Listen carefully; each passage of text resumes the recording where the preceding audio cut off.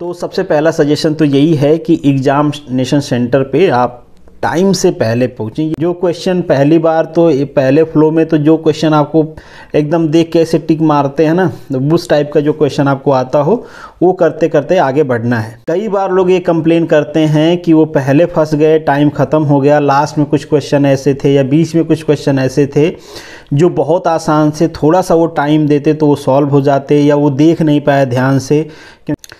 तीसरी सजेशन ये है कि कई बार लोग गलती करते हैं कि जब OMR शीट उनको फिल करना होता है तो वो इंतज़ार करते हैं बिल का कि जब लास्ट 15 मिनट या 20 मिनट बचा रहेगा तो जाके करेंगे। इसके लिए एक चीज़ और ज़रूरी है कि आज रात टाइम से सो जाएं।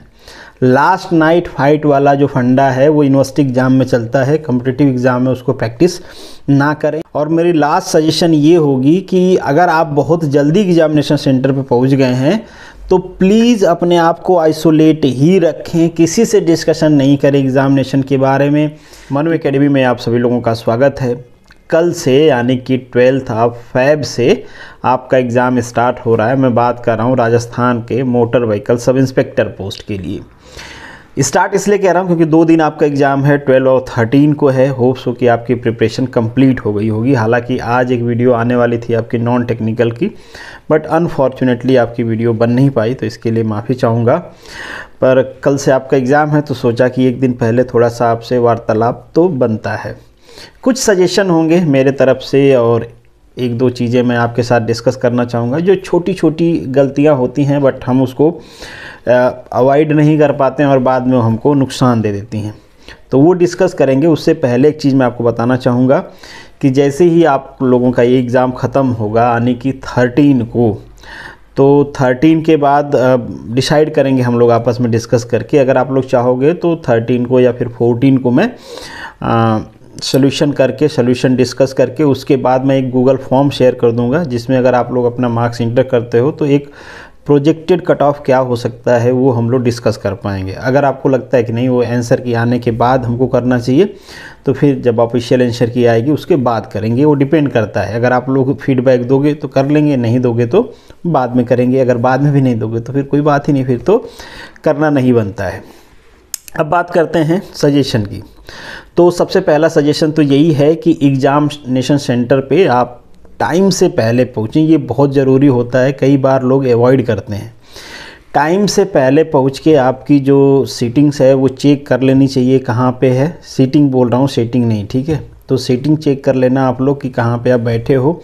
क्या ऐसा नहीं कि एग्ज़ाम बस किसी तरीके से 2 मिनट पहले पहुँचे एकदम से अपने बिजी शेड्यूल में से और वहाँ पे हाँफते काँपते पहुँचे, और जो माइंड की एफिशिएंसी है वो पहले इन सारे टेंशन में यूटिलाइज़ हो रही है कि पसीने छूट रहे हैं, यार कहाँ आ गया, लेट हो गया। बहुत सारे लोग ऐसे भी होते हैं कि जाके बाहर खड़े रहते हैं और उनको लगता है यार इतना पहले जाके बैठ के क्या करें। तो जब से एंट्री स्टार्ट हो जाती है तभी चले जाएं, देख लें कहाँ पे सीटिंग है, जाके प्रॉपर जगह पे बैठ जाएं। कई बार कन्फ्यूज़न हो जाता है, उसके वजह से भी भागदौड़ हो जाती है। तो अगर अनफॉर्चुनेटली कन्फ्यूजन कुछ होगा, सीटिंग वूटिंग का प्रॉब्लम होगा, तो भाग दौड़ नहीं करनी पड़ेगी, आराम से हो जाएगा। तो टाइम से पहले जाके बैठना बहुत ज़रूरी है।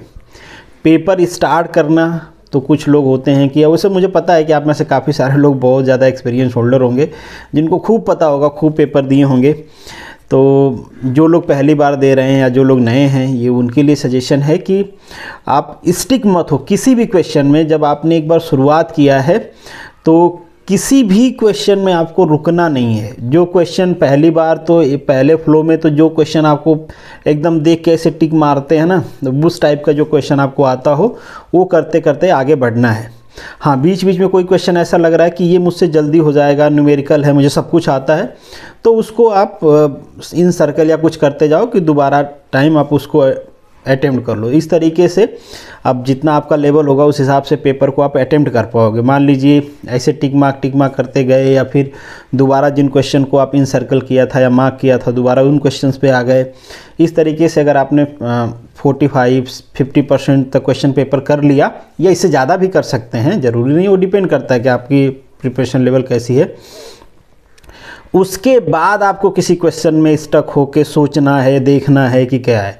कई बार लोग ये कंप्लेन करते हैं कि वो पहले फंस गए, टाइम ख़त्म हो गया, लास्ट में कुछ क्वेश्चन ऐसे थे या बीच में कुछ क्वेश्चन ऐसे थे जो बहुत आसान से, थोड़ा सा वो टाइम देते तो वो सॉल्व हो जाते, या वो देख नहीं पाए ध्यान से क्योंकि जल्दी जल्दी में देखे। तो ये सारे प्रॉब्लम को अवॉइड करने के लिए पहली बार शुरू से लेके लास्ट तक तो आपको ऐसे टिक मारते हुए पहुंच जाना है जो आसानी से क्वेश्चन एक बार पढ़ के समझ में आ जा रहा है, जिसमें लोड नहीं लेना है।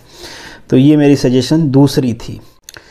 तीसरी सजेशन ये है कि कई बार लोग गलती करते हैं कि जब OMR शीट उनको फिल करना होता है तो वो इंतज़ार करते हैं बिल का कि जब लास्ट 15 मिनट या 20 मिनट बचा रहेगा तो जाके करेंगे, और फिर काउंट करके करते हैं कि अच्छा चलो फर्स्ट सेकेंड का B है, B C D इस तरीके से करते हैं। और एक बार सीरियल गलत होता है तो 3-4 क्वेश्चन का गलत हो जाता है, फिर बीच में उनको याद आता है कि अरे यार ये तो गलती हो गई। तो इस टाइप की चीज़ें नहीं करनी है। एक बार आप देख लो कि आपने मतलब अब ऐसे क्वेश्चन सारे कर लिए हैं जो आपको आसानी से आ रहे थे, तो OMR शीट को फिल कर लिया करें। OMR शीट को एकदम फ्रस्ट्रेशन में या लास्ट में फिल नहीं करना है कि OMR में सब कुछ कर लिया, बनाया था, अब बस मुंह में डालना था और पता चला कि मुंह में डालने की जगह कहीं और चला गया और फ़ायदा ही नहीं मिला सब कुछ अटेम्प्ट करने का।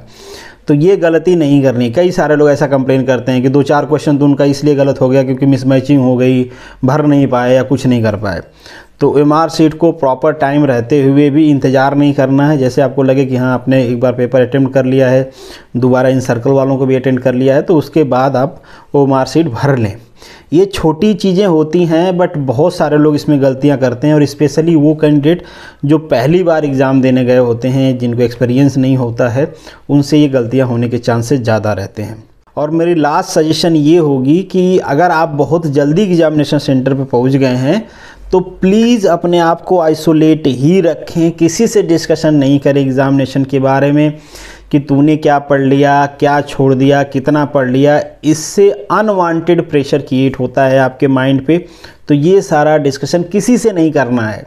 जान पहचान का कोई मिल गया है, अगर बातें करना ही है तो फालतू बातें कर लेना, बेफिजूल का कर लेना, कुछ भी कर लेना, बट एग्ज़ाम के बारे में डिस्कशन ना करें। अगर वो करता भी है तो अवॉइड कर दें, कह दें भैया ठीक है मुझे नहीं करना है।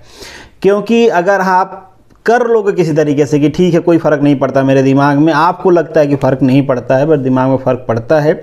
जैसे ही वहाँ पे कोई ऐसा पॉइंट रेज होगा कि ये वाली चीज़ तो बहुत आसान थी तुमने छोड़ दिया, ये वाला तो कवर करना ही चाहिए था, या ये तूने कैसे छोड़ दिया, मैंने तो ये पढ़ लिया, ये यहाँ से पढ़ लिया, वो यहाँ से प्रैक्टिस कर लिया, इस टाइप की चीज़ें जैसे ही आती हैं और जैसा ही आपका माइंड कोई ऐसी चीज़ रिकॉग्नाइज करेगा कि यार ये तो मुझे करना चाहिए था, जैसे ही आपको इस बात का भरोसा हुआ वैसे ही आपके माइंड पर प्रेशर आएगा और फिर उससे कुछ फ़ायदा तो होने वाला नहीं है, एग्ज़ाम में नुकसान ही होगा। पता चले कि एग्ज़ाम में कुछ आप याद करने चाह रहे हो, माइंड अलग प्रेशर में है, वो याद नहीं आ रहा है। बहुत बार ऐसा होता है कि इस टाइप के अनवांटेड प्रेशर की वजह से, जैसे अफरा तफरी में आप पहुँचे हो, बाहर ऐसी बातें कर लिया जिससे फ्रस्ट्रेशन है, फिर अनवांटेड ये सारे प्रेशर्स आते हैं आपके माइंड में और आपकी जो रिकॉल करने की एफिशिएंसी होती है वो कंप्रोमाइज़ हो जाती है। आप चीज़ों को याद करना चाह रहे हैं, अभी पढ़ा था भूल जा रहे हैं, याद आ रही हैं आधा अधूरा याद आ रही हैं। तो माइंड को पूरी तरीके से एकदम रिलैक्स करके, वो योगा वाला जो मोड होता है ना, उसमें माइंड को रख के एग्ज़ाम में पहुँचें। इसके लिए एक चीज़ और ज़रूरी है कि आज रात टाइम से सो जाएँ। लास्ट नाइट फाइट वाला जो फंडा है वो यूनिवर्सिटी एग्ज़ाम में चलता है, कॉम्पिटिटिव एग्ज़ाम में उसको प्रैक्टिस ना करें। यहाँ पे माइंड का यूज़ करना है आपको, स्टोरी नहीं लिखनी यूनिवर्सिटी एग्ज़ाम जैसे। तो आज रात सफिशिएंट टाइम मतलब लेके आप सो जाएं। हो सकता है कोई हो ज़्यादा प्रेशर में हो जिसको नींद नहीं आ रही हो, बट फिर भी कोशिश करें बिस्तर पे चले जाएं टाइमली, ताकि नींद आ जाए टाइम से और नींद पूरी हो जाए। ऐसा नहीं कि सुबह उठ रहे हैं तो हेडेक हो रहा है कि यार नींद पूरा नहीं हुई या ये नहीं हुआ। तो चैन की सांस लें, जितना होना था, जितना मेहनत करना था आपने कर लिया है, अब ऑप्शन नहीं बचे हैं। बस एक ही ऑप्शन है कि जितना मेहनत किया है आपने, खुशी खुशी वो मार्क्स में कन्वर्ट हो जाए। ऐसा बस अंदर फीलिंग ना रहे कि यार जितना मेहनत किया था उतना मार्क्स नहीं आ पाया। उतना आ जाता है, फिर सिलेक्शन होना नहीं होना वो तो बाकी के प्रिपरेशन पे भी डिपेंड करता है ना, कि आपके जो कॉम्पिटिटर हैं उन्होंने कितना मेहनत किया हुआ है। उन्होंने आपसे ज़्यादा किया होगा, ज़्यादा मार्क्स ले आएंगे तो उनका पहले होगा, और वो डिजर्व भी करते हैं क्योंकि आपसे ज़्यादा मेहनत की हैं। बाकी अगर आपने ज़्यादा किया है तो आपके मार्क्स ज़्यादा आएंगे, आपका सिलेक्शन होगा। बस मिस्टेक नहीं करनी है, कोई गलती नहीं करनी है। तो चलिए, मेरे तरफ से आप सभी लोगों को बेस्ट विशेज़ है, जाइए और अपना बेस्ट परफॉर्म करके आइए, जय हिंद।